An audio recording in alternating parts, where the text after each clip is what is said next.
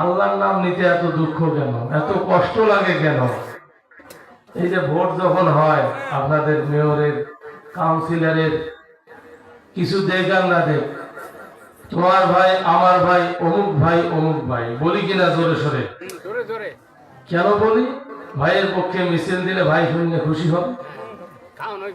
আল্লাহর পক্ষে আল্লাহর তাকবীর দিলে মহান আল্লাহ সন্তুষ্ট হয়ে যায়।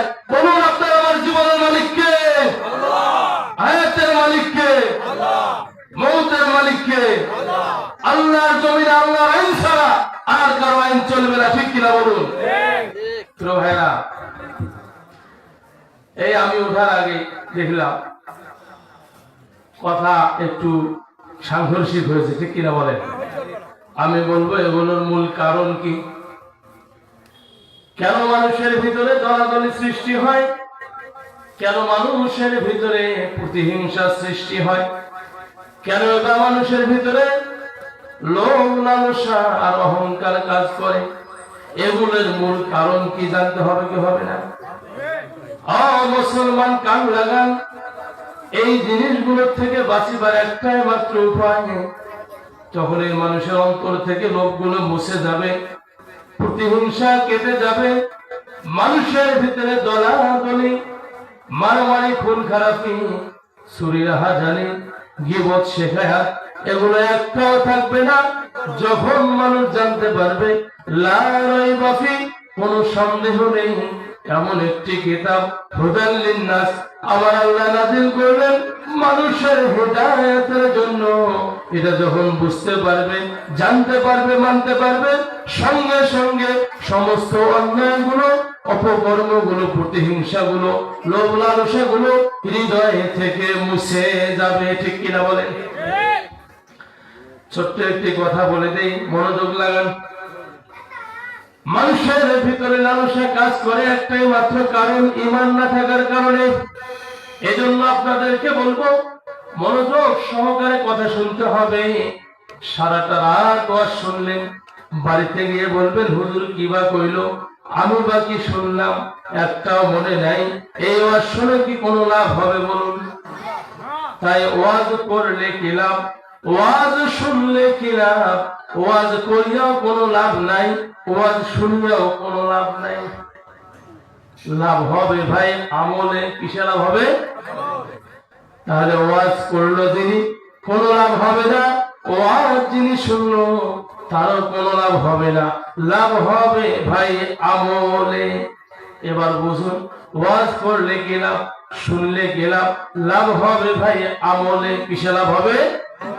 আপনারা হয়তো ভাবতেছেন তাহলে ওয়াজ করিয়াও কোনো লাভ নেই, শুনিয়াও লাভ নেই, আমলে লাভ হবে। এবার মনোযোগ লাগান, আমলেও লাভ হবে না। আমলেও কথাটা কেমন শোনা গেল? ওয়াজ শুনলেও সেটা তো লাভ নাই, ওয়াজ করে গেল সেটা তো লাভ নাই। যদিও বা একটু আশায় বসেছিলাম লাভ হবে আমলে, এবার দেখলাম আমলে তো লাভ নাই। লাভ তাহলে কোথায় জানতে হবে কি হবে না? মুসলমান মনোযোগ লাগান, ওয়াজ শুনলে কি লাভ, ওয়াজ করলে কি লাভ? লাভ হবে ভাই আমলে, আমলেও লাভ হবে না নবীর প্রেম না থাকিলে, ঠিক কিনা বলে? নবীর প্রেম না থাকিলে আমলে কোনো লাভ হবে? রাসূল সাল্লাল্লাহু আলাইহি ওয়াসাল্লাম একদিন বৈঠকে সাহাবায়ে কিরামদেরকে নিয়ে এভাবে মজমায় বসে আছেন। নবীজি সাহাবাদেরকে বললেন, ও সাহাবারা, আমাকে কেমন ভালোবাসো? তখন সাহাবাদের মধ্য থেকে খলিফা ওমর রাদিয়াল্লাহু তাআলা আনহু, ওমর বললেন, নবীজি আমি আপনাকে এমন ভালোবাসি যে আমার সয় সম্পত্তি, মা বাবা, এমনকি যত রকমের আমার শান শওকত আছে সব থেকে আপনাকে বেশি ভালোবাসি। রাসূল বলল, ওমর হইল না, তাহলে কি করতে হবে? নবীজি বললেন, ওমর তোমার জীবনের থেকে আমাকে বেশি ভালোবাসতে হবে। ওমর বললেন, ইয়া রাসূলুল্লাহ, আমি ওমর ওয়াদা করলাম আমার জীবন যতদিন থাকবে আমি আমার জীবনের থেকে আপনি রাসূলকে বেশি ভালোবাসবো। আমরা কি রাসূলকে জীবনের থেকে বেশি ভালোবাসতে চাই না? চাই কি চাই না? ওয়াজ শুনলে কি লাভ, ওয়াজ করলে কি লাভ? লাভ হবে ভাই আমলে। এবার আমলেও লাভ হবে না, আমলেও লাভ হবে না নবীর প্রেম না থাকিলে। নবীর প্রেমের পাগল এক বান্দার কথা আপনাদেরকে জানা দেই। আপনার আমার রাসূল যখন নবীজির বয়স হলো 13 বছর, আব্দুল মুত্তালিব তিনি মারা গেলেন, নবীজির দাদা। মারা যাওয়ার পরে নবীজিকে মানুষ করলেন তার চাচা আবু তালিব। কি নাম? একটু ওয়াজগুলো মনে রাখতে হবে, তা না হলে আমল হবে না। কি নাম? আবু তালিব নবীর চাচা। বলতেছিলাম নবীর প্রেম কারে কয়? আবু তালিব বাবা মারা যাওয়ার পরে এতিম নবীকে মানুষ করা শুরু করে দিলেন। এবার কয়েক বছর যাওয়ার পরে দেখলেন আবু তালিব ব্যবসা করতেন, ব্যবসাগুলো বন্ধ রেখেছেন, আর তো সংসার চলে না, ইনকামের দরকার আছে। এবার ব্যবসার উদ্দেশ্যে আবু তালিব ৭০ জন লোকের একটি কাফেলা তৈরি করলেন, আর এই কাফেলার মধ্যে রাসূলকে রেখে যাইতে চাইলেন। নবীজি বারবার জিজ্ঞেস করলেন, চাচা কোথায় যান গো চাচা? তখন বলল, ভাতিজা আমি যাব সিরিয়ার পথে ব্যবসার উদ্দেশ্যে। বলে, চাচা আমাকে নিয়ে যান। বলে, না বাবা তোমাকে নিয়ে যাব না। বলে, চাচা নিয়ে যান। যখন কয়েকবার বলল, সাথের কাফেলার লোকগুলো বলল, যেহেতু মুহাম্মদ যেতে চাচ্ছে সেহেতু তাকে সাথে করে নিয়ে যাও। কারণ নবীদের শক্তি, প্রত্যেকজন নবীর শরীরে আল্লাহ যে শক্তি দিয়েছে, ওই জামানার 40 জন যুবকের শক্তি একজন নবীর ভিতরে আল্লাহ দিয়েছে। আর বনি ইসরায়েলের 40 জন নবীর শক্তি আমার নবীর ভিতরে দিয়েছেন। সুবহানাল্লাহ বলুন। কাফেলার লোকেরা বলল, মুহাম্মদকে নিয়ে যাওয়া হোক, কারণ তার ভিতরে বনি ইসরায়েলের 40 জন নবীর শক্তি আছে, তিনি বড় শক্তিশালী ব্যক্তি। কান লাগা নবীর প্রেমের কথাটা বলে আমি মূল জায়গায় যাব। এবার যখন ব্যবসার উদ্দেশ্যে কাফেলাতে করে কাফেলা রওনা হলেন মিশরের পথে। মিশরের শহরের আগে একজন ব্যক্তি ছিল ইহুদি। কি ব্যক্তি? ইহুদি একজন আলেম ছিল, যিনি তাওরাত, জাবুর আর অন্যান্য কিতাবের আলেম ছিলেন।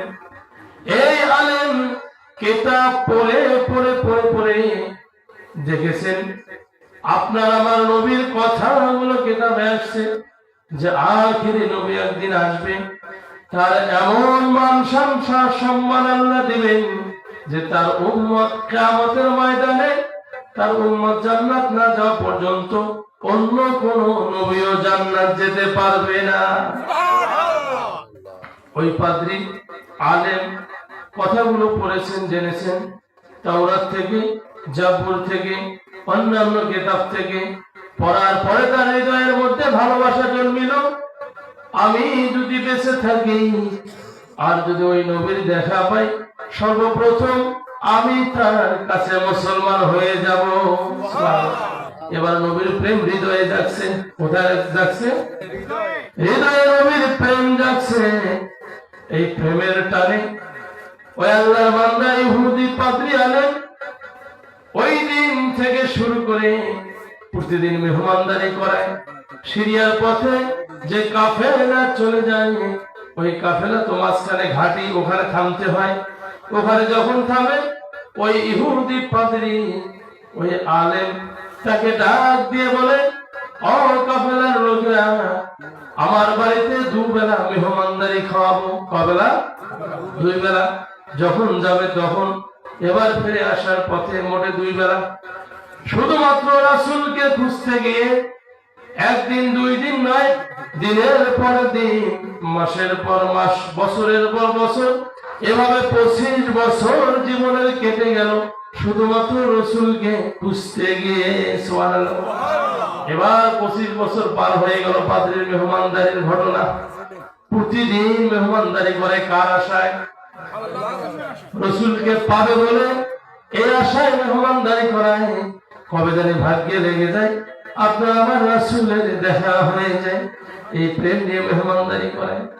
25 বছর পরে এই যে সিরিয়ার পথে যে কাফেলা যাচ্ছে ব্যবসার উদ্দেশ্যে, কাফেলা সিরিয়ার শহরে একটু আগে ওই পাদ্রী যেখানে বাড়ি করেছে ওর সামনে কাফেলাটি দাঁড় করা আছে। কাফেলা যখন দাঁড় করাইলো, দাঁড় হওয়ার পরে ইহুদি পাদ্রী তাকিয়ে দেখে প্রতিদিনের ন্যায় আজ আমার মেহমান খানায় কিছু মেহমান আসতেছে, এই মেহমানদের মেহমানদারি করাবো। হৃদয়ে কার ভালোবাসা নিয়ে মেহমানদারি করে? রাসূলের কার ভালোবাসা? হৃদয়টা বারবার রাসূলের দিকে বেকুল হয়ে যায়। পাদ্রী ওই কাফেলার কাছাকাছি গেলেন, গিয়ে দেখে কাফেলায় অনেক লোক দেখা যায়, কিন্তু লোকদের মাঝে একজন ছেলে 14-15 বছর বয়স। এই ছেলেটি কাফেলার মুরব্বীদের সঙ্গে বসলো না, তাদের সামনে দাঁড়াইলো না, বেয়াদবি হবে বলে মনে করিয়া তিনি একটু সাইডে গেলেন। একটা গাছ মরে গিয়েছে, শুকিয়ে গিয়েছে, সেই গাছের নিচে তিনি বসে পড়লেন। পাদ্রী তাকাইলেন, নবী যখন গাছের নিচে বসলেন সঙ্গে সঙ্গে গাছে খুশি বাজানো শুরু হইল, প্রাণ ফিরে পেল। এবার পাদ্রী তাকাইলেন, প্রচন্ড গরম। এই গরমে ছেলেটি আরেক জায়গায় গিয়ে দাঁড়াইলো, তার মাথার উপরে মেঘ তাকে ছায়া দিতে দিতে চলে গেল। পাদ্রী বুঝতে দেরি করলেন না। পাদ্রী ভাবলেন, এই আর কেউ নয় যার আশায় ভালোবাসায় আমি জীবনের যুবক বয়সের সময়গুলো কাটিয়ে দিলাম। আমি মেহমানদারি করাইতে করাইতে আমি ফকির হয়ে গেলাম, গরিব হয়ে গেলাম, সেই নবীর দেখা আমি পেয়ে গেলাম। পাদ্রী এবার দাওয়াত দিল সবাইকে, মেহমান খানায় আসলো, সবাই খানা দিয়েছে সবাইয়ের সামনে। পাদ্রী মুখের সামনে দিয়ে হেঁটে যায় আর মুখের দিকে তাকায়। ওই যে ছেলেকে দেখেছে গাছের নিচে বসেছে, গাছটা জিন্দা হয়েছে, মেঘটাকে ছায়া দিয়েছে, তাকে আর খানা খাওয়ার সময় দেখা যায় না। জিজ্ঞেস করলো কাফেলার নেতাকে, লিডারকে। আবু তালিব বললেন, আমি কাফেলার নেতা। বলে, কাফেলার নেতা আপনি? বলে, জি আমি। বলে, আমি মেহমানদারি করাইলাম, আমি সেই আলেম ইহুদি পাদ্রী আমি। তবে আমার এই মেহমানদারির ভিতরে একটা লোককে আমি দেখতেছি না, ওই লোক না আসা পর্যন্ত কাউকে আমি খাইতে দেব না। বলে, কাকে দেখেছেন আপনি? বলে, আমি দেখেছি কাফেলার একজন যুবক ছাড়া পড়েছে, ওই যুবককে নিয়ে আসো। আবু তালিব তখন রাসূলকে ডাক দিলেন, আসলেন। এবার মেহমানদারি করানো হলো। মেহমানদারি করার পরে ওই পাদ্রী জিজ্ঞাসা করলেন, কাফেলার লিডার, কাফেলার লিডার নেতা আবু তালিব, বলেন তো এই যে ছেলেটা এই যে শেষে আসলো, এই ছেলের নাম কি? বলে, এর নাম মুহাম্মদ সাল্লাল্লাহু। বলে, এর বাপের, বলে এর বাবাকে? এ ছেলে আপনার কি হয়? আবু তালিব বলল, এ আমার সন্তান, এ আমার ছেলে। পাদ্রী বলল, না, এ আপনার ছেলে হতে পারে না, কারণ আমি দেখেছি তাওরাতের কিতাবগুলো পড়ে পড়ে পড়ে পড়ে, জাবুর কিতাব পড়ে পড়ে পড়ে পড়ে আমি শেষ করেছি। আমি দেখেছি এই ছেলের বাবার নাম হবে আব্দুল্লাহ, আর এই ছেলের মায়ের নাম হবে আমেনা। সত্য করে বলো আবু তালেব, এ ছেলে তোমার কি হয়? তুমি সত্য কথা গোপন করিও না। আবু তালেব বলল, এটি আমার ছেলে না, এটি হলো আমার ভাতিজা। আপনি যা বলেছেন ঠিক বলেছেন। এর বাবার নাম হলো আব্দুল্লাহ, বাবা মারা গিয়েছে। মায়ের নাম আমেনা, মা মারা গিয়েছে। আমি চাচাটাকে সাথে নিয়ে আসছি। এবার পাদ্রী দু চোখের পানি ছেড়ে ছেড়ে কাঁদে আর আল্লাহর শুকরিয়া আদায় করে বলে, আমি যার আশায় জীবনের সময়গুলো ব্যয় করলাম, এতদিন চলে গেল, সেই নবী মুহাম্মদকে আমি দেখতে পাইলাম। এবার পাদ্রী বললেন, আবু তালেব সামনে আর যেও না, কারণ তুমি যদি সামনে যাও এর অনেক শত্রু আছে, শহরে একে হত্যা করার জন্য অনেক শত্রু আছে, কাজেই সামনে আর যেও না, এখান থেকে তুমি তোমার ব্যবসা গুটিয়ে নাও। আবু তালেব বলেন, আমি তখন ঘোষণা করে দিলাম, যারা আমার সাথে ব্যবসায় এসেছ, ব্যবসার মালামাল গুলো বিক্রয় করা শুরু করে দাও। আবু তালেব বলতেছিল, কোথা থেকে লোকজন আসলো আমিও টের পাইলাম না, দ্বিগুণ হারে আমার মালগুলো বিক্রি হয়ে গেল। এবার মাল বিক্রি করে আমি বাড়ির দিকে আসতেছি, ওই পাদ্রী রসুলের দিকে তাকায়, যত দূর পর্যন্ত দেখা যায় তত দূর পর্যন্ত দেখে আর কাঁদে আর বলে, ও আখিরে নবী, আপনি যদি আমার জীবন দশায় নবুয়ত পান, তবে আমার ইচ্ছা ছিল সর্বপ্রথম আপনার হাতে হাত দিয়ে আমি মুসলমান হয়ে যাব। প্রিয় ভাইরা, বলুন তো, ওয়াজ শুনিয়ে কোনো লাভ আছে? ওয়াজ করিয়ে কোনো লাভ আছে? লাভ হবে ভাই আমলে, আমলের লাভ হবে না নবীর প্রেম না থাকিলে। এবার মনোযোগ লাগান, আপনার আমার জীবনের মালিক কে? আল্লাহ কেন সৃষ্টি করলো? অনেকে বলি, মা বোনেরা বেশি করে ঝগড়া লাগলে বলে যে আল্লাহ আর কামে পারলে মুখে বাসে তুইছে, মাইনের পায় না, মোর মরণকে হয় না, বলে কি বলে না? এবার কিছু মানুষ বলে যে দুনিয়ার পাশে থেকে কোনো লাভ নাই, বলে কি বলে না? আবার কিছু মানুষ বলে আমি দুনিয়ার পাশে থেকে কি বালা হলো, আল্লাহ কেন বানাইলো, কেন ফির মরণ দেয়, এত কষ্ট ভালো লাগে না, বলে কি বলে না? মনোযোগ লাগানোর সমাধান কোথায়? আমার আল্লাহ জানান সূরাতুজ জারিয়াত 27 নম্বর পারা 2 নম্বর পৃষ্ঠা 56 নম্বর আয়াতে বলেন, ওয়ামা খালাকাতুল জিন্না ওয়াল ইনসা ইল্লা লিয়াবুদুন। আমার আল্লাহ বলেন, আমি দুনিয়াতে দুইটা জাতি সৃষ্টি করলাম। কয়টা জাতি? প্রথম জাতি হলো ওয়ামা খালাকাতুল জিন্না, জিন জাতি। কি জাতি? এখানে যারা আছেন, এখানে কি জিন আছেন? জিনরা বসে আছেন না মানুষ? দ্বিতীয় জাতি হলো মানুষ জাতি, ইনসান। কোন জাতি? এবার আমরা মানুষ জাতিকে নিয়ে আলোচনা করব। যেহেতু আমাদের সামনে কোনো জিন নাই, সেহেতু জিনদের চ্যাপ্টারটা বাতিল করে দিলাম, মানবের চ্যাপ্টারটা সামনে নিয়ে আসলাম। মানবের জন্য আমার আল্লাহ বলেন, আমি সৃষ্টি করলাম এই জন্য ইল্লা লিয়াবুদুন, তোমরা আমার ইবাদত করবে। সুবহানাল্লাহ। তাহলে আমাদের কেন সৃষ্টি করেছেন? ইবাদতের জন্য। কেন সৃষ্টি করেছেন? কথা বলেন, কেন? ক্লিয়ার হইলেন? তাহলে যারা বলে কেন সৃষ্টি করেছেন, উত্তর হলো ইবাদতের জন্য সৃষ্টি করছেন। কেমনে সৃষ্টি করলো এবার লক্ষ্য করুন। আমার আল্লাহ জানাইলেন সূরা নিসা। কোন সূরা? নিসা 4 নম্বর পারা 16 নম্বর পৃষ্ঠা প্রথম নম্বর আয়াতে প্রথম নম্বর লাইনে আল্লাহ বলেন, ইয়া আইয়ুহান নাসুত্তাকু রাব্বাকুমুল্লাযী খালাকাকুম মিন নাফসিন ওয়াহিদা। আমার আল্লাহ জানাইলেন, ইয়া আইয়ুহান নাসু, হে মানব জাতি, ইত্তাকু, ভয় করো, রাব্বাকুম, তোমাদের প্রভুকে, খালাকাকুম, যিনি সৃষ্টি করেছেন তোমাদেরকে, মিন নাফসিন ওয়াহিদা, একটি মাত্র প্রাণ হতে।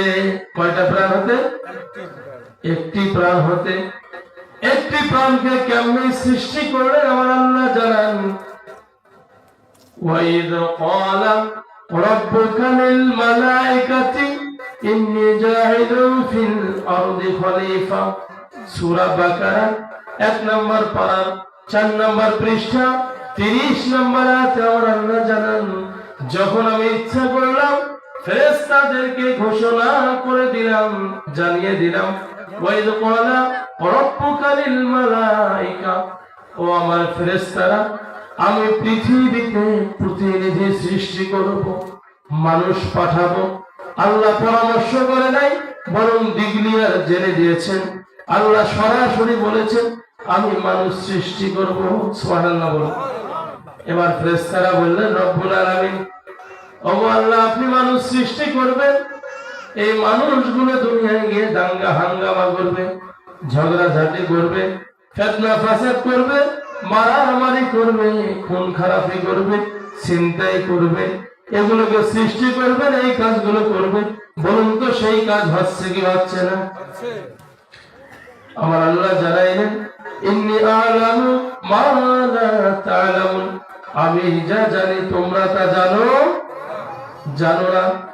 এবার আসতেছি যখন মানুষ সৃষ্টি করবে, আর ফেরেশতারা বললো এই কথা, তার মানে ফেরেশতারা আগে থেকে জানতো না। তারা কেমনে জানছে? জিনা আগে এই দুনিয়ায় বসবাস করেছেন। আমরা আসার 2000 বছর আগে এই জিন জাতি ছিল, তারা ইবাদত বন্দেগী করেছে। যখনই তারা ফিতনা ফাসাদ করেছে, মহান আল্লাহ তাদের ধ্বংস করে দিয়েছে। বিধায় ফেরেশতারা ওগুলো দেখে সাক্ষী হয়েছে। এই যে মাহফিলের প্যান্ডেল, এই মাহফিল যে আজকে হবে, আপনারা আগে থেকে জানেন কি জানেন না? কেমনে জানলেন? মাইকিং হয়েছে, পোস্টার লাগানো হয়েছে, সামিয়ানা লাগানো হয়েছে, এগুলো ডেকোরেশন করা হয়েছে। তখন আপনারা ধারণা করেছেন ওখানে একটা মাহফিল হবে, ঠিক কিনা বলেন? সুতরাং ফেরেশতারা ধারণা তখন করেছে, জিন জাতি যখন এই দুনিয়ায় ছিল, তারা যখন দাঙ্গা হাঙ্গামা সৃষ্টি করেছে, ফিতনা ফাসাদ করেছে, এগুলো দেখে ওই আইডিয়া আল্লাহকে বলেছে। আবার আল্লাহ বললেন আমি আদর করে মানুষ বানাবো, আর এই মানুষ যদি আমার কাছে ক্ষমা চায়, আমি আল্লাহ ক্ষমা করে দিয়ে জান্নাত প্রবেশ করাবো। এবার লক্ষ্য করুন কেমনে বানাইলো। আবার আল্লাহ যখন মানুষ বানানোর ইচ্ছা করলেন, 4 জন বড় বড় ফেরেশতা এদেরকে ডাক দিয়ে বললেন, সর্বপ্রথম ফেরেশতা জিবরাইলকে ডাক দিয়ে বললেন, ও জিবরাইল, আমি মানুষ বানাবো, মাটি নিয়ে আসো। এবার জিবরাইল মাটি আনার জন্য আল্লাহর হুকুমে মক্কাতুল মুকাররমা মদিনাতুল মুনাওয়ারার মধ্যবর্তী স্থানে গিয়ে মাটিতে যখন হাত দিবে, এই মাটি তখন সঙ্গে সঙ্গে ভয়ে প্রকম্পিত হইলেন, কান্নাকাটি শুরু করলেন, মাটি আওয়াজ দেওয়া শুরু করলেন। আর মাটি বললেন, আমাকে দিয়েন না আল্লাহর ফেরেশতা, আমার দ্বারা মানব তৈরি হবে, এই মানবগুলো যখন জাহান্নামে যাবে, এই শাস্তি আমি সহ্য করতে পারবো না। কাঁদতেছিল মাটি। মাটির কান্না শুনে ফেরেশতা গিয়ে আল্লাহকে বলল, রব্বুল আলামিন, আপনার সৃষ্টি মাটি তো কাঁদে, আমি কেমনে তাকে নেই? আল্লাহ বললেন, কোথায় আছো? আমার ফেরেশতা মিকাইল, চলে যাও, মাটি নিয়ে আসো। এবার মিকাইল যখন চলে গেলেন, মাটিতে হাত দিবেন, এমন তো অবস্থার মধ্যে মাটি পূর্বের ন্যায় আবার কাকুতি মিনতি করলেন। এদিকে দেখেন, কাকুতি মিনতি করলেন। যখন কাকুতি মিনতি করলেন, আবার মাটি আনতে পারলেন না। তৃতীয়তে গেলেন ইসরাফিল ফেরেশতা, অনুরূপ তিনি একই কথা শুনলেন। আবার আল্লাহ জানাইলেন, আজরাইল, কোথায় আছো আমার ফেরেশতা? দেরি করিও না, তুমি মাটি নিয়ে আসো। আজরাইল যখন মাটি আনতে গেলেন, মাটিতে হাত দিলেন, হাত দিয়ে যখন মাটি উঠাইলেন, মাটি কান্নাকাটি শুরু করলো। তখন আজরাইল বললেন, ও মাটি আল্লাহ সৃষ্টি, আমার আল্লাহ তোমাকেও বানিয়েছে, আমাকেও বানিয়েছে, সুতরাং আমি আল্লাহর কথাই শুনবো। এ বলে মাটি নিলেন। আজরাইল এত বড় দেহ বিশিষ্ট ফেরেশতা ছিলেন, যার মাটির এক মুষ্টি মাটির ওজন ছিল 40 মণ। কত মণ? আমার আল্লাহ বললেন, আজরাইল, যেহেতু মাটি তোমাকে কাকুতি মিনতি করেছে, তোমার সামনে কেঁদেছে, তবুও তোমার মনটা নরম হয় নাই। এবার আমি তোমাকে দায়িত্ব দিলাম, পৃথিবীর জমিনে যত আদম সৃষ্টি করা হবে, এই আদম সন্তানের রূহগুলো কবজ করবে, তথাপি তোমার হৃদয়ে কোনো মায়া থাকবে না। একদিন নবী সুলাইমান আলাইহিস সালাম সুলাইমান নবী বৈঠকখানায় আলোচনা করতেছে, এমন তো অবস্থায় এক আল্লাহর বান্দা দৌড়াইতে দৌড়াইতে হাঁপাইতে হাঁপাইতে ভয়ে প্রকম্পিত হয়ে নবী সুলাইমানের সামনে গিয়েছে। সুলাইমান নবী তার প্রকম্পিত ভাব দেখে ভীত অবস্থা দেখে জিজ্ঞেস করলো, আল্লাহর বান্দা এত ভয় করতেছো কেন, কি হয়েছে? বলে, নবী সুলাইমান গো, আমার অন্তরের মধ্যে এমন একটা ভয় লেগেছে। এইটা আমার বাড়ির সামনে দেখলাম বিশাল আকৃতির একজন মানুষের মতো দেখা যায়, যার মাথাটা মনে হয় আসমানে ঠেকে গিয়েছে, জমিনে পা গুলো কত বড় বড়, চোখ গুলো। এটা দেখে আমি ভয়ে অস্থির হয়েছি। আমার মন বলে, নবী এখান থেকে আমাকে সমাত নামক একটি জঙ্গল আছে যেখানে মানুষ যায় না, কেউ যায় না, সেইখানে পাঠিয়ে দেন, আমার কিছুটা ভয় কমবে। নবী সুলাইমান গো, আপনার কথা তো বাতাস শোনে, জিনেরা শোনে, পশু পাখি কোনগুলো আপনার আল্লাহ পাক অনুগত করে দিয়েছে, আপনি একটু পাঠায় দেন। নবী সুলাইমান বাতাসকে হুকুম দিলেন, বাতাস যেহেতু এই লোকটা ভয়ে প্রকম্পিত হয়েছে, একে পৌঁছায় দাও। ওই সময় ছিল নবী সুলাইমান আলাইহিস সালাম বাইতুল মুকাদ্দাস জেরুজালেমের জায়গায় ছিল, ওখান থেকে সাওয়ারাত জবল ৬০০০ মাইল দূরে। যখন লোকটাকে পাঠিয়ে দেওয়া হলো, পাঠিয়ে দেওয়ার সঙ্গে সঙ্গে লোকটা যখন ওখানে হাজির হইলেন, বাতাস পৌঁছায় দিল মুহূর্তে। এই যে মোবাইলে যে কথা হয়, কথা হইতে কি বেশি সময় লাগে? বাতাসের দ্রুত গতি, সেকেন্ড সময় লাগে না। রিসিভ করলে আপনি বলতেছেন হ্যালো, উনি বলতেছে হ্যালো, সময় লাগে? বাতাসের এত পাওয়ার আল্লাহ দিয়েছে। যখন পৌঁছায় দিলেন, লোকটি সোজা হইয়া দাঁড়াইল, দাঁড়িয়ে বলতেছে, আল্লাহর বান্দা, যাই হোক, মনে হয় আমি আজরাইলের হাত থেকে বাঁচলাম, একটু বিপদ থেকে আমি নিস্তার পাইলাম। এ বলে যখন আল্লাহর বান্দা সোজা হইয়া দাঁড়াইলেন, চক্ষু খুলে দেখে যে এই লোকটার হয়ে ওই জেরুজালেম বাইতুল মুকাদ্দাস থেকে ৬০০০ মাইল দূরে সাওয়ারাত নামক জঙ্গলে এসে হাজির হইলেন। ঠিক চক্ষু খুলে দেখে ওই লোকটা চোখের সামনে দাঁড়িয়ে আছে। এবার আল্লাহর বান্দা চোখের পানি ছেড়ে দিয়ে কাঁদে আর বলে, কে গো আপনি? আমি আপনার ভয়ে নবী সুলাইমানের কাছে গেলাম, ৬০০০ মাইল দূরে এই জঙ্গলের মধ্যে আমি হাজির হইলাম। কে আপনি? আপনার দেখা এখানে আমি কেমনে পাইলাম? আমি আপনার ভয়ে এত দূর আসলাম, আপনি কিভাবে চলে আসলেন এখানে? আজরাইল বলতেছেন, আমিও তো আশ্চর্য হয়ে গেলাম, অবাক হয়ে গেলাম, আল্লাহর বান্দা কেমনে তুমি এখানে চলে আসলে? আমার আল্লাহ যখন আমাকে আদেশ করলো, আজরাইল কোথায় আছো? ওই বান্দার জীবনটা কবজ করে নিয়ে আসো, ওই বান্দার রূহটা বাহির করে নিয়ে আসো, সাওয়ারাত জঙ্গলে গিয়ে তার রূহটা নিয়ে আসো। আমি বললাম, রব্বুল আলামিন, এখনো তো আপনার বান্দা ৬০০০ মাইল দূরে জেরুজালেমে, এখান থেকে কেমনে ওখানে চলে যাবে গো আল্লাহ? যাইতেও তো সময়ের দরকার আছে। বলুন তো, আল্লাহ যা জানে পৃথিবীর কেউ কি তা জানে? জানে? জানে না। আবার আল্লাহ বললেন, আজরাইল ছুটে যাও, আমার বান্দার সামনে তোমার দেহটা দেখা দাও, বডিটা দেখা দাও, দিয়ে তুমি ওখানে চলে যাও। বলে, তখন আমি আশ্চর্য হইলাম আর চিন্তা করলাম, কেমনে এত দূর চলে আসবেন? আমি তখন আমার বডিটা আপনারে দেখা এখানে আসলাম। লোকটি বলল, আপনি মালাকুল মাউত আজরাইল, আমি যদি জানতাম নবী সুলাইমানের কাছে যাইতাম না, আর এখানেও আসতাম না। এখন হয়তো আপনি আমার জীবনটা নিয়ে নেবেন, আমার এই দেহটা কে গোসল করাবে, কে জানাজা পড়াবে, কে বা কবর দিবে, কি হবে আমার অবস্থা? একটুখানি সময় দেন, আমি আবার আগের জায়গায় ফিরে যেতে চাই। বলুন তো, সময় দিবে? সময় দিবে? সময় দেবে না। মৃত্যুর সময় আসলে বাঁচার সুযোগ নাই। এবার লোকটি কাঁদতেছেন।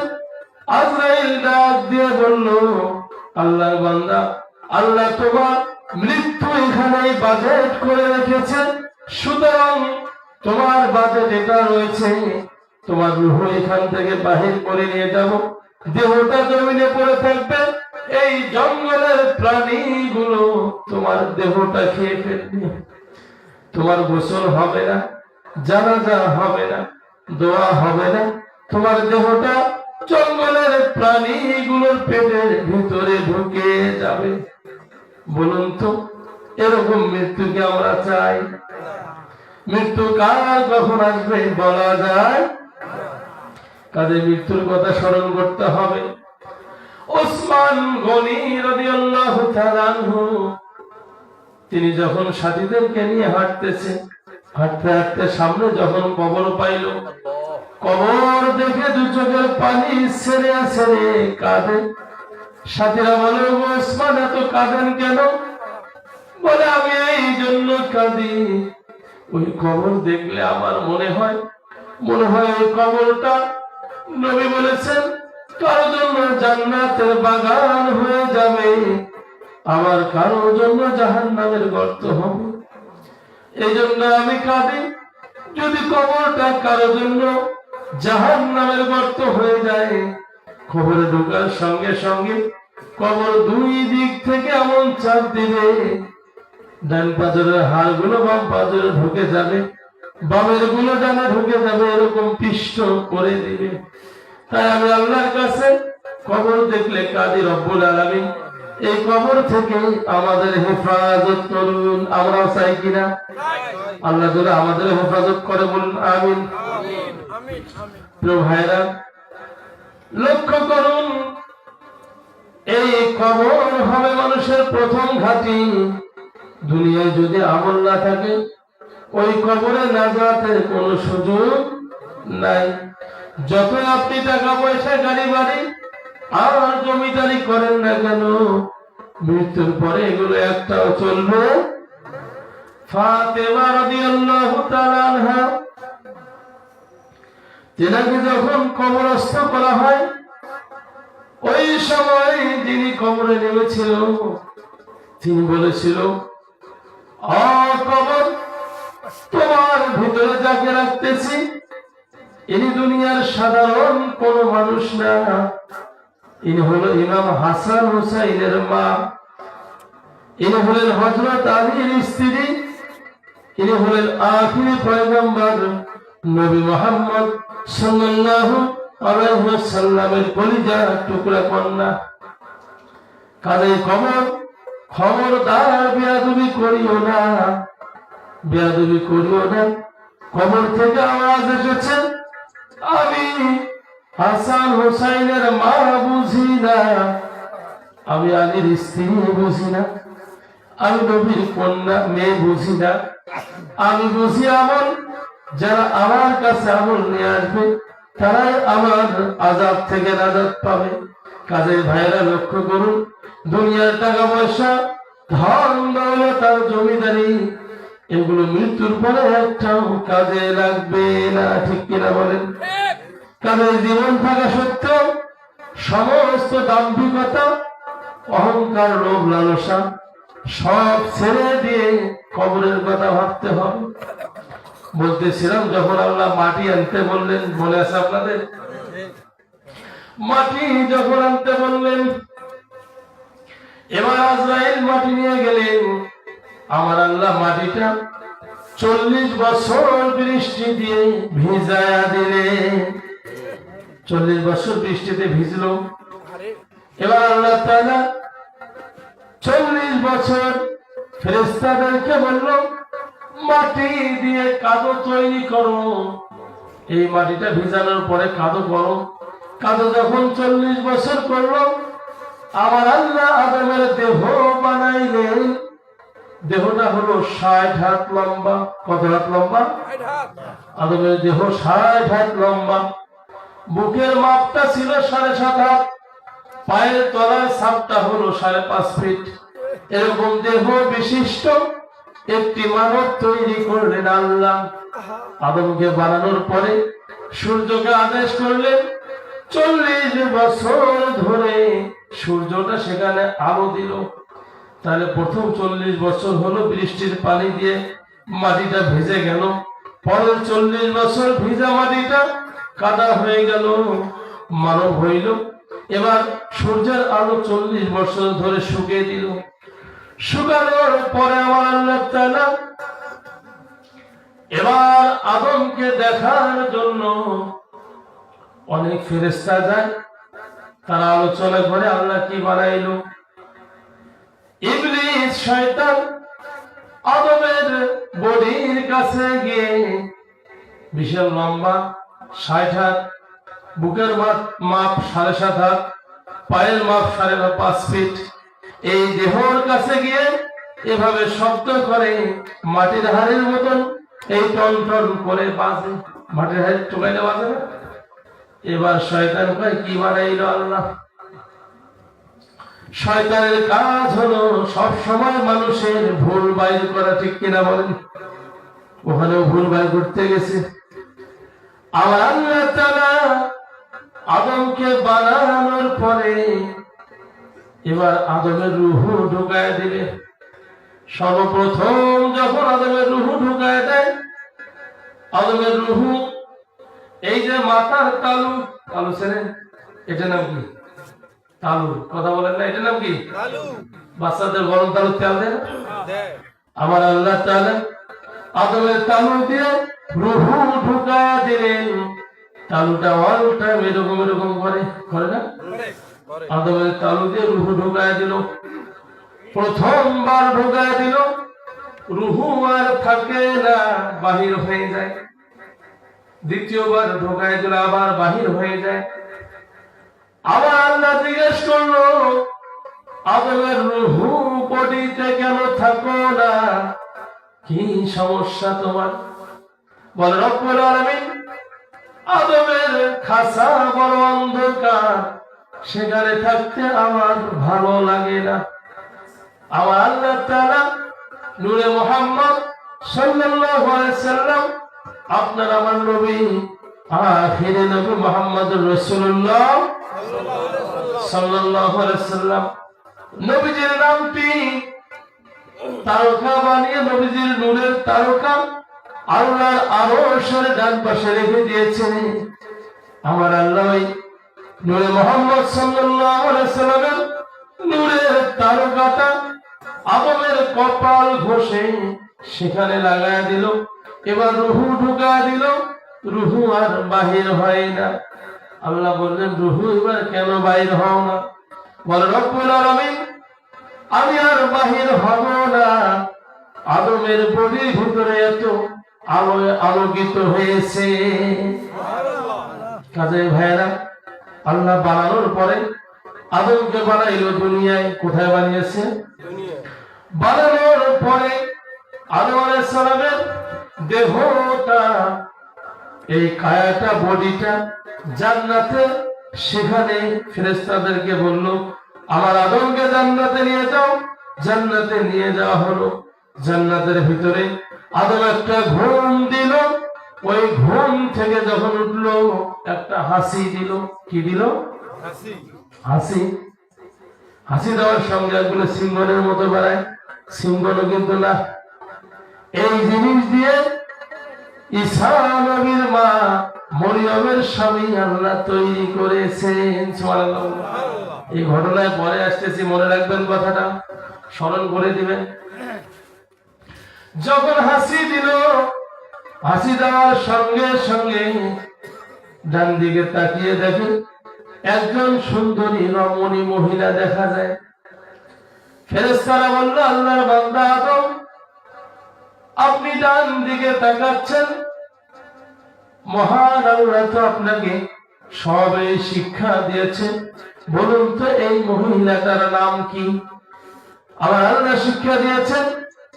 আদম বলল এর নাম হলো হাওয়া। কি নাম? হাওয়া। বলে হাওয়াকে তৈরি করা হয়েছে নবী আদম আলাইহিস সালামের বাম পাজরের হাড় দিয়ে। আমাদের বাম পাথরের হাড় কিন্তু কয়েকটা থাকে, এর মধ্যে উপরের হাড়টা হলো বেশি বাঁকা। এই বাঁকা হাড় দিয়ে যখন মা হাওয়াকে তৈরি করলেন, আমার আল্লাহ বললেন আমি একটি মাত্র মিন নাফসি ওয়াহিদা, একটি মাত্র প্রাণ সৃষ্টি করেছিলাম আদম, তা থেকে তার স্ত্রী হাওয়াকে তৈরি করলাম। এবার যখন হাওয়াকে তৈরি করেছেন, হাওয়াকে দেখতে আছে আদম নবী। আমার আল্লাহ বললেন আদম আমি তোমাদের বিবাহ পড়ায়া দেই, যেহেতু তুমি হাওয়াকে দেখতেছো। এই বিবাহ পড়ার উদ্দেশ্য হলো, আমার আল্লাহ বলেন আমি বিবাহ দেওয়ার পরে পরস্পর স্বামী স্ত্রী হয়ে যাবে, এদের মাধ্যমে বংশ বিস্তার হবে। অগণিত অসংখ্য নারী পুরুষ আমি সৃষ্টি করব। তাহলে আমরা আসছি আদম হাওয়া থেকে। মা হাওয়ার সঙ্গে যখন বিবাহ হয়ে গেল, আমার আল্লাহ তাআলা কোরআনুল কারীমে সূরা বাকারা 1 নম্বর পারা 5 নম্বর পৃষ্ঠা 35 নম্বর আয়াতে বলেন ওয়াকুল্লা ইয়া আদামু উসকুন আনতা ওয়া যাওজুকাল জান্নাতা ওয়াকুলা মিনহা রাগাদান হাইথু শি'তুমা ওয়া লা তাকরাবা হাযিহিশ শাজারা ফাতাকুনা মিনাল যালিমিন। আমার আল্লাহ বললেন ওয়াকুল্লা ইয়া আদম, হে আদম কুনাউতা ওয়া যাওজুকাল জান্নাতা, আদম হাওয়া আমার জান্নাতের চতুর্দিকে ঘুরে বেড়াও, আর আমার জান্নাতের খাবারগুলো ফলগুলো যা খাবারের মন চায় তোমরা দুইজন খেতে থাকো। তবে ওলা তাকরাবা হাযিহিশ শাজারা, ওই যে বৃক্ষের নিকটবর্তী যে ওলা সব খাও, জান্নাতি খাবার ওখানে যাবে না। আদম হাওয়া সব জান্নাতি খাবারগুলো স্বামী স্ত্রী একসঙ্গে বেড়াচ্ছে, ঘুরতেছে, খাইতেছে, কিন্তু ওই নিষিদ্ধ বৃক্ষের নিকট যাচ্ছে না। আদম আলাইহিস সালাম জান্নাতের একদিকে গিয়েছেন, মা হাওয়া কাছাকাছি। শয়তান এবার জান্নাতের জানালার পাশে গিয়ে উকি মেরে দেখে আর ডাক দিয়ে বলে ও মা হাওয়া এদিকে আসো, আমি তোমার হিতাকাঙ্ক্ষী। বলুন তো শয়তান মিথ্যে বললো না সত্য বললো? কি বললো? তার মানে যারা বললো মিথ্যা বলছে, এরা আওয়াজ শুনতেছে, আর যারা মুখ বন্ধ করে আছেন তারা কিন্তু গুরুত্ব নাই। বলেন এবার শয়তান মিথ্যা বলছে না সত্য বলছে? কথা বলে। তাহলে মানুষ রূপী শয়তান গুলো মিথ্যা বলে না সত্য বলে? নবী আমার জানিয়ে দেন সমস্ত পাপের মূল হলো মিথ্যা বলা। এটা বলা যাবে? যাবে না।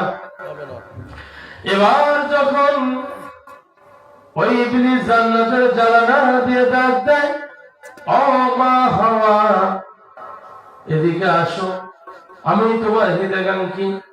মা হাওয়া বুঝতে পারলেন না, শয়তানের ধোঁকায় পড়িয়া গেলেন, কাছাকাছি গেলেন, ভাবলেন মুরব্বী মানুষ কিছু একটা বলবে শুনি। বলে মা ওই গাছের ফলের রস খাইতে কেন নিষেধ করেছে আল্লাহ? যদি তোমরা খাও তাহলে আজীবন জান্নাতে থাকবে, আর যদি না খাও আল্লাহ একটা দুনিয়া বানাইছে সেখানে পাঠিয়ে দিবে। বলুন তো শয়তান ভুল বলছে না মিথ্যা বলছে? সঠিক বলছে না বেঠিক বলছে? বেঠিক বলছে, মিথ্যা বলছে। মা শয়তানের চক্রে পড়িয়া ওই যে গাছের ফলের রস খাইলো। আমাদের মা বোনেরা ডিজিটাল নব্য শয়তানের চক্রে পড়ে সন্তান স্বামীকে ছেড়ে পরপুরুষের হাত ধরে বাড়িয়ে যায়, ঠিক কিনা? মা বোনেরা কান লাগান, শয়তান কেমন শয়তানি করে। আপনাদের অবস্থা কি হইল? এবার যখন ফলের রস খাইতে গেল, বাবা আদম দৌড়াইতে দৌড়াইতে হাওয়ার নিকট আসলো। আসিয়া বলল হাওয়া কি হয়েছে? বলে খান আপনি, আপনি একটু খান। যখন আদম নবী খাবে সঙ্গে সঙ্গে বলল হাওয়া এটা কোথায় পাইছো?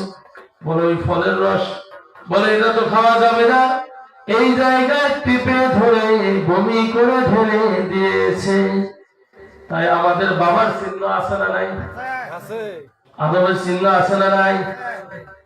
এবার যখন খেয়ে ফেললো, খাওয়ার সঙ্গে সঙ্গে মা হাওয়ার মুখের কাপড় উড়ে যায়, খুলে যায় জান্নাতি পোশাক। এবার মা হাওয়ার হাতের কাপড় গুলো খুলে যায়, মাথার কাপড় খুলে যায়, পায়ের টাকনুর নিচে কাপড় গুলো খুলে যায়। এই জন্য উযুতে 4টি ফরজ আল্লাহ দিয়েছে। এবার যখন বিবস্ত্র হয়ে গেল, উলঙ্গ হয়ে গেল, আবার হাওয়া কাঁদে আর জান্নাতে দৌড়ায় আর বলে, ও জান্নাতের গাছ, আমাদের একটা পাতা দাও, আমরা ইজ্জত ঢাকি। গাছগুলো বড় বড় ছিল, কেউ আর কথা শোনে না, দুজনেই কাঁদে আর বলে আমরা ভুল করেছি। রব্বানা যালামনা আনফুসানা ওয়া ইল্লাম তাগফির লানা ওয়া তারহামনা লানাকুনান্না মিনাল খাসিরিন। রব্বুল আলামিন, আমরা আদম হাওয়া ভুল করেছি, আপনি যদি মাফ না করেন, ক্ষমা না করেন, আমরা ক্ষতিগ্রস্ত হয়ে যাব, আপনি আমাদের মাফ করিয়া দেন। বলুন তো আমরা মাফ চাবো কার কাছে? ক্ষমা চাবো কার কাছে? নাজাত দিবেন কে? আমার আল্লাহর দয়া হইল, আল্লাহ ফেরেশতাকে ডাক দিয়ে বলল, জিবরাইল কোথায় আছো? যাও রে জিবরাইল, দ্রুত গতিতে যাও, জান্নাতি গাছের 5টা পাতা হাওয়াকে দিয়ে দাও আর 3টা পাতা আদমকে দিয়ে দাও। দিয়ে দেওয়ার পরে তাদেরকে বলে আসো, আল্লাহর পক্ষ থেকে আদমের জন্য কাফনের কাপড় দিয়ে গেলাম আর হাওয়ার জন্য কাফনের কাপড় দিয়ে গেলাম। এই জন্য পুরুষরা মরে গেলে কয় কাপড় লাগে? 3 কাপড়। কয় কাপড় লাগে? মা বোনেরা মরে গেলে কয় কাপড় লাগে? 5 কাপড়। এই কাফনের কাপড় দিয়ে দিলেন ওই 5টা পাতা 3টা পাতা দিয়ে। এবার একজনকে নামায় দিল শ্রীলঙ্কার সিংহল পর্বতে, নবী আদমকে আল্লাহ নামায় দিল দুনিয়ায়, মা হাওয়াকে জিদ্দায় নামায় দিল। এবার মা হাওয়া বাবা আদম দুজন কাঁদে আর কাঁদে, আল্লাহর কাছে ক্ষমা চায়, কাঁদে আর বলে, রব্বানা যালামনা আনফুসানা ওয়া ইল্লাম তাগফির লানা ওয়া তারহামনা লানাকুনান্না মিনাল খাসিরিন। তারা বলে, রব্বুল আলামিন, আমরা ভুল করেছি, জুলুম করেছি আমাদের নফসের উপর, আপনি যদি মাফ না করেন, ক্ষমা না করেন, আমরা ক্ষতিগ্রস্ত হয়ে যাব। এমনে কাঁদতে কাঁদতে কাঁদতে কাঁদতে দিনের পর দিন চলে যায়। আরাফার ময়দানে যখন পৌঁছাইল, ওই সময় আদম নবীর মনে হলো, হায় রে, আমি তো জান্নাতে যখন ছিলাম ওই জান্নাতের পাতায় পাতায় লেখা দেখেছিলাম আমার আল্লাহর নামের সঙ্গে একটি নাম মুহাম্মাদুর রাসূলুল্লাহ। না জানি আমার আল্লাহর কোন প্রিয়জন প্রিয় বান্দা হবে, মহান আল্লাহর কোন প্রিয় বন্ধু হবে যার নামটি জান্নাতের গাছের পাতায় পাতায় লেখা আছে। বলে, রব্বুল আলামিন, ওগো আল্লাহ, আপনার এই বন্ধুর নামে রসিলা করিয়া আমাকে মাফ করিয়া দেন। আমার আল্লাহর সঙ্গে সঙ্গে আদমকে মাফ করে দিল। সূর্যোদয় হলো, তাকিয়ে দেখে হাওয়া সেখানে হাজির হয়েছে। আপনার আমার নবী নবী মুহাম্মদুর রাসূলুল্লাহ হজের সময় আরাফার ময়দানে সাহাবায়ে কেরামরা একত্রিত হইলে পরে বলেছে, ও আল্লাহর বান্দারা, এখানে তোমাদের আদি পিতার দোয়া কবুল হয়েছে, সুতরাং এখানে দোয়া করো, আল্লাহ তোমাদের দোয়া কবুল হবে। আজও হাজিরা দেখবেন মক্কাতুল মুকাররমায় হজ করতে গেলে ওই আরাফার ময়দানে গিয়ে দু হাত উঠাইয়া আল্লাহর কাছে প্রার্থনা করে, আল্লাহু আকবার বলো। আর যত দলাদলি ঠেলাঠেলি হিংসা প্রতিহিংসা বাংলাদেশে, কেউ কয় মোনাজাত করব, কেউ কয় না করব, কেউ কয় জায়েজ, কেউ কয় বেদাত, বলে কিনা? আমি বলবো ওখান থেকে শিক্ষা নাও, যেখানে নবী বললেন তোমরা হাত উঠায় দোয়া করো, আজও পর্যন্ত যেখানে হাত উঠায় দোয়া করা হয় সেখানকার কোনো দলাদলি নেই। সামান্য কয়েক হরফ শিখে তোমরা অহংকারী শুরু করে দিয়েছো, ঠিক কিনা বলেন? সুতরাং আমার আল্লাহ বলেন অহংকারী আল্লাহ পছন্দ করে না। ইন্নাল্লাহা লা ইউহিব্বু মান কানা মুখতালান ফাখুরা। এবার আদম হাওয়া দেখা হইল, কি হইল? দেখা হওয়ার পরে তাদের সংসার জীবন শুরু হইল, সন্তান আসা শুরু হয়ে গেল। যখন সন্তান আসে, পৃথিবীর সর্বপ্রথম যে মানুষের কবর হয় সেই মানুষটার নাম কি বলেন তো? কি নাম বলতে পারবে? আদম আলাইহিস সালাম। আমার কিছু কথা মনে হয়, ওই যে বললাম ওয়াজ শুনলে গেলাম, ওয়াজ করলে গেলাম, লাভ হবে ভাই আমলে, আমলেও লাভ হবে না নবীর প্রেম না থাকিলে। এবার আদমের সন্তান হইল জোড়ায় জোড়ায় মা হাওয়া, জোড়ায় জোড়ায় সন্তান, তার নাম যমজ সন্তান। কি সন্তান? ৭৭ জোড়া সন্তান হইল। আর এখনকার মা বোনেরা বলে দুইটা হইলে ভালো, একটা হইলে আরো ভালো, বলে কি বলে না? আমার আল্লাহ বলেন আমি সন্তানদের উসিলায় তোমাদের রিজিক গুলো বৃদ্ধি করিয়া দেই। যার সন্তান যত বেশি তার রিজিকের বাজেট আল্লাহর কাছে তত বেশি। সুবহানাল্লাহ। একটা কথা মনে হলো, কিছুদিন আগে দেখছিলাম পত্রিকায়, এবং আপনারা যারা মোবাইল চালান ইউটিউব ফেসবুক দেখবেন, এক মহিলার ৭ জন মেয়ে, কয়জন মেয়ে? পাড়ার মানুষ কয় দেখছেন বুঝেন, ওটা কপাল পোড়া, কপাল খালি বেটি দেখা যায়, ওটার আর বেটা নেই, 7টা বেটি এতগুলো ছাওয়া নিছে। আর আমার আল্লাহ বলছেন যত সন্তান তত বরকত, মহিলা জানে তত বরকত, হাদিসটা ফলো করতেছে। এবার এলাকার মানুষ চিন্তা করে, দেওয়ানিরাও করে দেখছেন ওইটা বেটি ছাওয়ার খালি কেমন বেটি হয়, এগুলো শত অপমান সহ্য করে মহিলা ওই হাদিসের উপরে আমল করতেছে। 7টা মেয়ে মানুষ হয়েছে, একটা হয়েছে জজ, একটা হয়েছে কলেজের প্রধান শিক্ষক শিক্ষিকা, আর একটা হয়েছে ডাক্তার, একটা হয়েছে মাস্টার, এভাবে একটা হয়েছে সেনাবাহিনীর বড় অফিসার, একজন হয়েছে পুলিশের বড় অফিসার। 7টা 7 জায়গায় যেমন খাটে গেছে, রেজেক বৃদ্ধি করে দিয়েছেন কে? আল্লাহ। এবার এলাকার মানুষ সুর পাল্টাইলো, কয় দেখছেন এর মতন ভাগ্য ভালো কারো নাই। কাদের ভাইরা আমার, দুনিয়ার সমস্ত মানুষ যদি আপনাকে ভালো বলে আর আমার আল্লাহ যদি আপনাকে খারাপ বলে, তাহলে ভালো বলার মানুষগুলোর ভালো দিয়ে 1 পয়সা লাভ নাই, ঠিক কিনা বলে?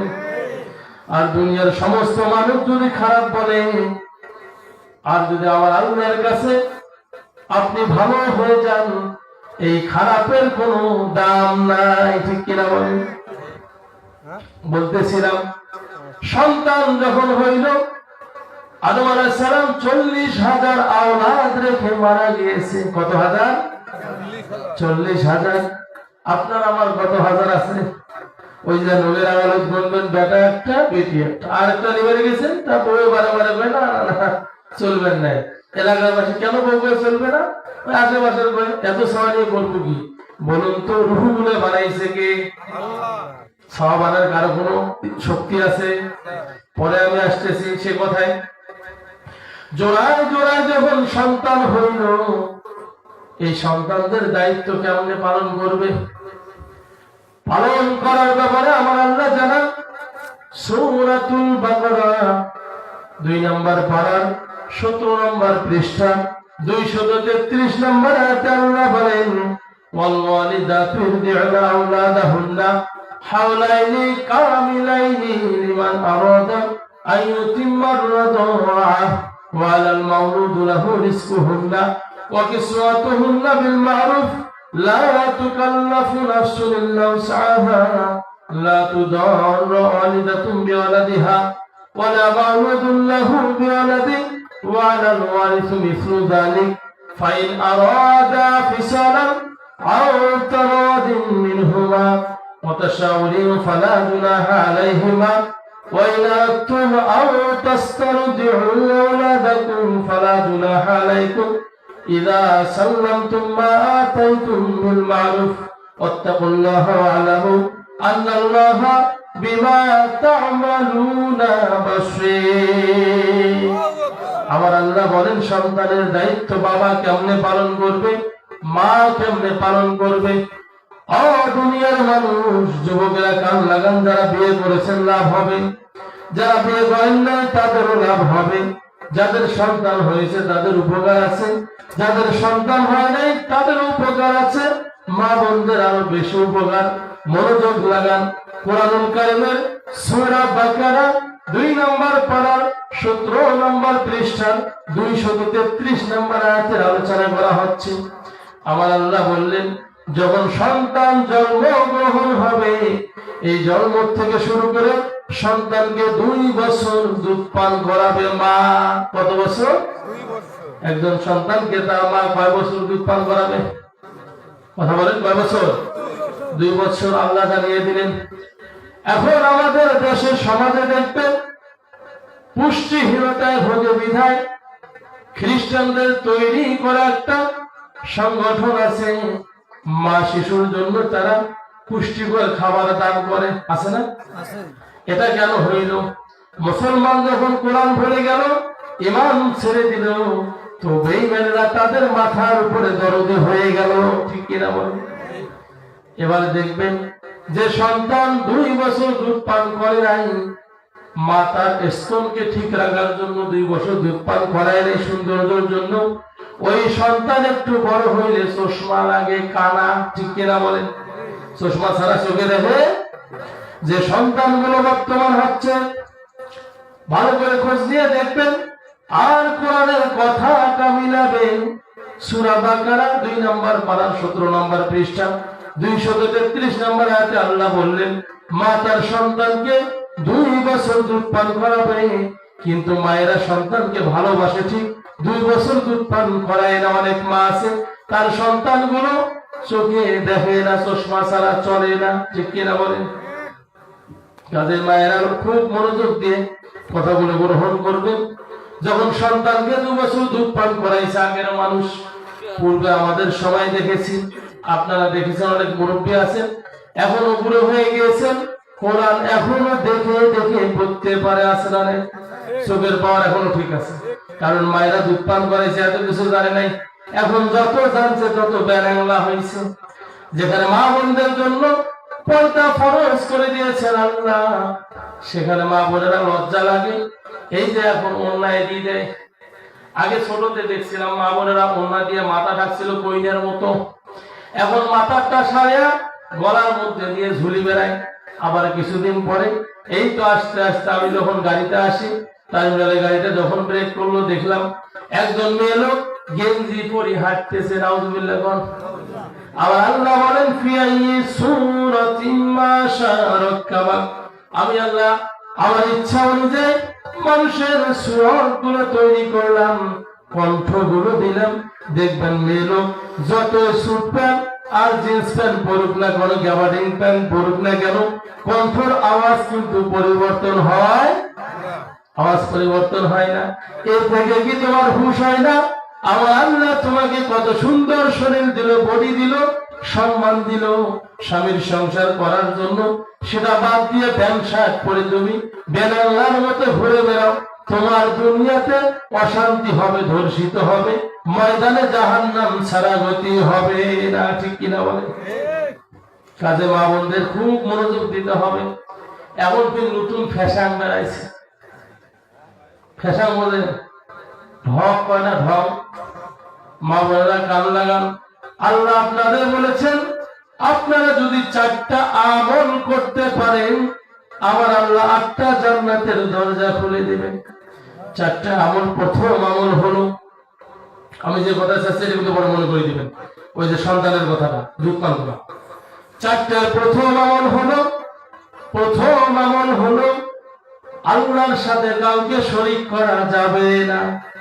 দ্বিতীয় আমল হলো আল্লাহর ইবাদত করতে হবে, 5 ওয়াক্ত নামাজ পড়তে হবে, নামাজ ছাড়া যাবে না। তৃতীয় আমল হলো নামাজের পরে মহিলারা মা বাবার খেদমত। প্রথম আমল হলো আল্লাহর সাথে শরীক করা যাবে না। দ্বিতীয় হলো নামাজ পড়তে হবে। তৃতীয় হলো রমজানুল মুবারক মাসের রোজাগুলো পালন করতে হবে। চতুর্থ নম্বর হলো স্বামীর খেদমত করতে হবে। কার খেদমত করতে হবে? স্বামীর কথা শুনলে অনেক মা মন চটকি ওঠে, হ্যাঁ এটা কেমন কথা? মা বোনেরা লক্ষ্য করুন, ফিরআউনের স্ত্রী ছিল আসিয়া। ফিরআউন বলেছিল আনা রাব্বুকুমুল আ'লা, আমি তোমাদের প্রভু, আমি তোমাদের খোদা। আসিয়া কিন্তু তারাই ঘর করেছে, বলছে না মিস্টার ফিরআউন, তুমি আমার আল্লাহ হইতে পারো না, আমার সৃষ্টিকর্তা তো একজন আছে, তুমি আমার স্বামী। এ বলে যখন গোপনে ইবাদত করে, ইবাদত করতে করতে করতে করতে একদিন ফিরআউন টের পাইছে, কি ব্যাপার আছে ইবাদত করা আমাকে বাদ দিয়ে, আমি আল্লাহ দাবি করলাম না, মানি আল্লাহরে মানে, এবার আসিয়ারে শাস্তি দাও। কেতাবে আসতে আসিয়াকে ধরে নিয়ে গিয়ে সর্বপ্রথম তার দলের লোকগুলো যুবকদেরকে বলেছে আমার স্ত্রীকে পিঠাও। কত বড় নিষ্ঠুর মনের মানুষ হইলে নিজ স্ত্রীর গায়ে অন্য মানুষকে লাগিয়ে দেয় হাত দেওয়ার জন্য। কত বড় খারাপ মানুষ হইলে এই কাজটা করে। এবার যখন মানল, আহত করলো, তথাপি আসিয়া বলল আমি আল্লাহকে ছাড়া তোমাকে মানি না। বলে এখনো তোমার হুঁশ হয় নেই? বলে হুঁশ হয়েছে, আমি আল্লাহ ছাড়া কাউকে মানি না। বলে কোথায় আছো আমার দলের লোক? এবার আসিয়াকে পাথর দিয়ে আঘাত করো আর মেরে ফেলো। বর্ণাকারী 2টা বর্ণনা করেছে, কেউ বলেছে গরম তেল টকবক গরম করে সেখানে আসিয়ারে ছেড়ে দিয়েছে, মাছের মতো ভেজে মেরে ফেলেছে। কেউ বলেছে পাথর দিয়ে মেরে ফেলেছে। যখন আসিয়া মরে যায়, আমার আল্লাহরে বলে রব্বুল আলামিন আমার জন্য একটি জান্নাতের ঘর তৈরি করুন। সুবহানাল্লাহ বলুন। মা বোনেরা, আপনার স্বামী কি ফিরআউনের চাইতে খারাপ? আপনি একটাবার চিন্তা করেন, 4টা আমল করলে 8টা জান্নাতের দরজা আল্লাহ খুলে দিবে। রাসূলুল্লাহ সাল্লাল্লাহু আলাইহি সাল্লাম সাহাবারা সহ যখন একই সাথে হাঁটতেছে, হাঁটতে হাঁটতে হাঁটতে হাঁটতে ওই সময় একটা উট এসে নবীজির পা মুবারকে চুমে খাইলো। সুবহানাল্লাহ বলুন। নবীজির পায়ের মধ্যে যখন চুমু খাইলো, সাহাবারা বলল ইয়া রাসূলুল্লাহ, ইয়া হাবিবাল্লাহ, নবীজি গো, ওই যে পশুটা আপনার পায়ে কদম মুছি চুমে খাইলো, ধন্য হয়ে গেল। ও নবী, যদি আপনি আদেশ করেন আমরা আপনার পায়ের চুমো খাবো। নবী বললেন ও আল্লাহর বান্দারা, কান খুলে শোনো, যদি আল্লাহর পরে কাউকে সিজদা করার অনুমতি থাকতো, কারো পায়ে চুমো খাওয়ার অনুমতি থাকতো, আমি রাসূল বলতাম স্ত্রীরা যেন তার স্বামীর পায়ে সিজদা করে আর স্বামীর পায়ে চুমো খায়। এটা নিষেধ করে দিয়েছেন রাসূল। নিষেধ করে দিলেন কে? রাসূল। কাজেই কোন পীর পয়গম্বর ওলিয়া উলিয়ে কারো পায়ে চুমো খাওয়া যাবে? যাবে? সিজদা করা যাবে? শিরক, অতি ভক্তিতে শিরক করা যাবে? লিমিটের মধ্যে ভক্তি থাকতে হবে। বড় পীর আব্দুল কাদের জিলানী রাহমাতুল্লাহ আলাইহির নাম শুনেছেন আপনারা? শুনেছি। আব্দুল কাদের জিলানী রাহমাতুল্লাহ আলাইহি, তার এক শাগরিদ দীর্ঘদিন যাবত আব্দুল কাদেরের সঙ্গে চলে। আব্দুল কাদের জিলানী রাহমাতুল্লাহ আলাইহি তিনি ছিলেন বড় পীর।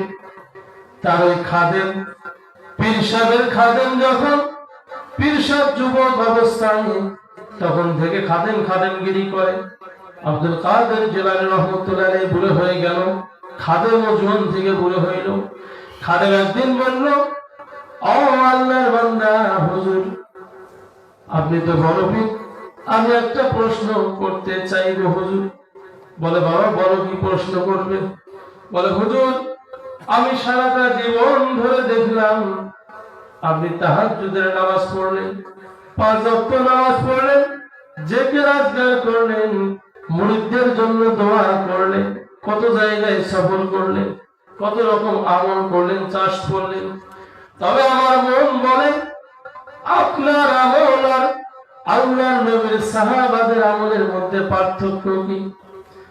বড় পীর আব্দুল কাদের জিলানী দু চোখের পানি ছেড়ে দিয়ে কাঁদে আর বলে, ও আল্লাহর গোলাম, আমার যে প্রশ্ন করেছো এটা তো বলা ঠিক হয়নি, যেহেতু করেছো শুনে নাও।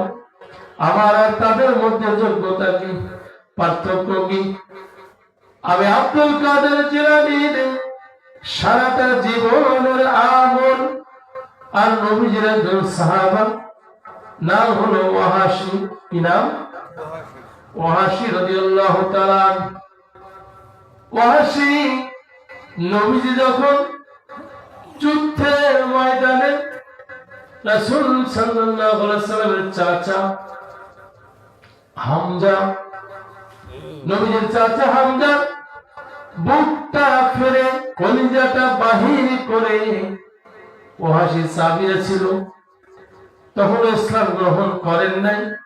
বলে, যখন নবীজির চাচার কলিজাটা বুক ফাড়িয়ে বাহির করে পশুর মতো চাবায়া চাবায়া খায়, ওই ওয়াহাশী নিজের জীবনের ভুল বুঝতে পারিয়া নবীজির কাছে এসে যখন ইসলাম গ্রহণ করলেন, নবীজি বললেন, ও ওয়াহাশী, আমি রাসূল যখন কোন বৈঠকে থাকবো, তুমি বৈঠকের সামনে বসবে না, পিছনে বসবে।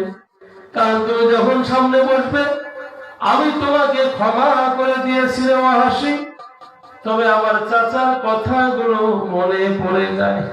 কি একটা অ্যাক্সিডেন্ট দেখলে মনে হয় না, মনে পড়ে যায়, সুতরাং আমার পিছনে বসবা। আব্দুল কাদের জিলানী বড় পীর বলেন, ওই ওয়াহাশী যাকে নবীজি বলেছেন আমার সামনে বসিও না, পিছনে বসবে, ওই ওয়াহাশী যখন যুদ্ধের ময়দানে ঘোড়ার পিঠের মধ্যে ওঠে, ঘোড়া যখন চাবুক মারে দৌড় দেয় যুদ্ধের ময়দানে, আর পা ফেলে ফেলে দৌড়ায়, ওই ঘোড়ার পায়ের নিচে খুরের তলার নিচে যে ধুলোগুলো আছে, ওর একটা ধুলো যদি এক পাল্লায় দেওয়া হয়, আর আমি আব্দুল কাদের জিলানীর তামাম জিন্দেগীর আমল গুলো একদিকে দেওয়া হয়, তথাপি ওই ঘোড়ার খুরের পায়ের নিচের ধুলোর ওজনের মতো আমার সারা জীবনের আমলের ওজন হবে না। কাজেই কার সাথে কি পর্দা মাথায় ঘি, ঠিক কিনা বলে? প্রিয় ভাইরা, লক্ষ্য করুন সাহাবাদের কি মর্যাদা। আমার আল্লাহ বলছেন, আমার রাসূল বললেন, সাহাবারা হলো নক্ষত্র, আমি রাসূলের পরে সাহাবাদের অনুসরণ করিও, আলেম ওলামাদের অনুসরণ করিও। প্রিয় ভাইরা, আর একটি আল্লাহর ওলির ঘটনা বলি, নাম হলো বাইজিদ মুস্তাবি। এই বাবা বসো। কি নাম? বাইজিদ মুস্তাবি। বাইজিদ মুস্তাবি রহমতুল্লাহ আলাইহি, তিনি একদিন জঙ্গলের ভিতর দিয়ে হেঁটে যায়, যাইতে যাইতে যাইতে যাইতে যাইতে যাইতে যাইতে যাইতে, আগে তো আড়াবাড়ি বাঁশবাড়ি দিয়ে ঘাটা ছিল, যখন যায় যায় যায় যায় গাইতে গাইতে বাইজিদ মুস্তাবি রহমতুল্লাহ আলাইহি সামনে গেলেন, ক্লান্ত হয়ে একটা গাছের নিচের মধ্যে দাঁড়াইলেন, দাঁড়িয়ে একটু অপেক্ষা করলেন, একটা পাখি এসে উড়ন্ত অবস্থায় বাইজিদের শরীরে পায়খানা করলো, পায়খানাটা ঘাড়ের মধ্যে পড়েছে। বাইজিদ মুস্তাবি ঘাড়ের দিকে তাকিয়ে দেখে পায়খানা, পাখির দিকে আঘাত হয়ে তাকাইলেন, পাখিটা বাস্ট হয়ে ছিঁড়ে গেল। এবার বাইজিদ মুস্তাবি আগাচ্ছেন, ওলিদের সামনে দেখেন আগাচ্ছেন, আগাইতে আগাইতে আগাইতে আগাইতে বাইজিদ মুস্তাবি সামনে গেলেন। যাওয়ার পরে নামাজের সময় হইল, আসরের নামাজ। কিসের নামাজ? আসরের নামাজের সময় হইল। লতা পাতা দিয়ে একটি ঘর ঘিরানো। বাইজিদ মুস্তাবি বলতেছে, এই ঘরের ভিতরে কে আছো? একবার বলল, কে আছো? আমাকে একটু উজু করার পানি দাও, আমি উজু করবো। পানি পাইল না। আবার বলল, কে আছো? আওয়াজ হয় না। তিনবারের বেলা বলল, কে আছো? ভিতর থেকে রাবরা বসি ধমক দিয়ে বলে, বাইজিদ, বাইজিদ, এটা পাখি মারার জায়গা নয় রে বাইজিদ, এটা হলো আমার বাড়ি। বাইজিদ থমকে গেলেন। ঘটনা কি? সর্বনাশ! এ কেমন করে জানলো পাখি আমি মেরে ফেলছি? এবার বাইজিদ আসামি হইল। তার থেকে বরফের বেড়াইলো কি বেড়াইলো না? কেমনে জানলো? কণ্ঠটা মহিলা মানুষের। বলে, কে মা আপনি? আপনি কেমনে জানলেন পাখি মারার ঘটনা? বলে, পরে শোনো। পানি তুলে এক বদলা উজু করবে। উজু করতে গিয়ে দেখে একটা জায়গায় আগুন ধরেছে। এবার বাইজিদ মুস্তাবি রহমতুল্লাহ আলাইহি পানিটা ঢেল দেবে। ভিতর থেকে মহিলা আওয়াজ দিয়ে বলল, বাইজিদ, লোকদেরকে যদি বাঁচাইবার অনুমতি থাকতো তোমার আগে আমি বাঁচিয়ে দিতাম। ওই লোকগুলো নাফরমান, আল্লাহ গজবে ধ্বংস করে দিবেন। সুতরাং পানি চটকা লাভ হবে না। বাইজিদ আরো অবাক হইলেন, এটা কেমন কথা? বলে, কে মা আপনি? কেমনে এতগুলো জানলেন? মা বোনেরা কান লাগান, যদি আপনারা অলি হয়ে যান আপনাদের স্বামীরাও হবে। এবার বলল, কে মা আপনি? ঘটনা কেমনে জানলেন? বলে, ঘটনা তো আমি জানলাম এই জন্য, আমি তো কেউ না, আমার নাম হলো রাবেয়া বসরি। কি নাম? বলে, রাবেয়া বসরি মা।